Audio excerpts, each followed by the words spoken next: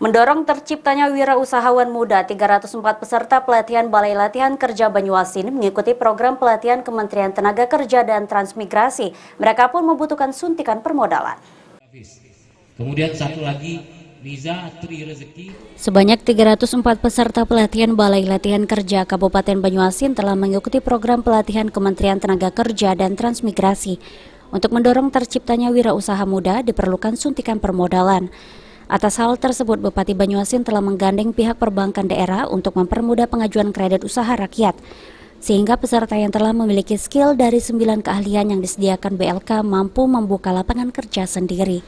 Kabupaten Banyuasin tidak juga lepas, begitu mereka selesai pendidikan tidak kita lepas begitu saja, kita monitor, dan kalau mereka ingin buka usaha kita siapkan untuk pinjaman perbankan melalui KUR.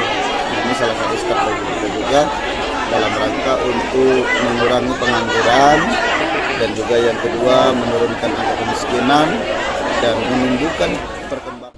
Sementara itu, Kepala Dinas Transnaker Banyuasin Nur Yosep Zat juga akan memberikan sertifikasi khusus bagi peserta pelatihan yang memenuhi kriteria, sehingga kemampuan para peserta dapat diakui di dunia usaha. Pada dasar baru bagi pemuda-pemudi Banyuasin, kami tidak berharap mereka bekerja ke perusahaan. Kami justru lebih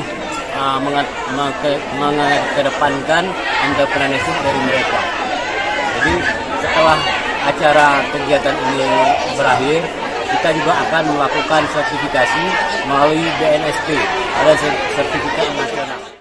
BLK Banyuasin sendiri telah melakukan pelatihan terhadap 150 peserta selama 3 bulan dan kini kembali membuka pelatihan bagi 154 peserta untuk sejumlah skill diantaranya bengkel, otomotif, las, make up, salon, komputer, dan desain grafis.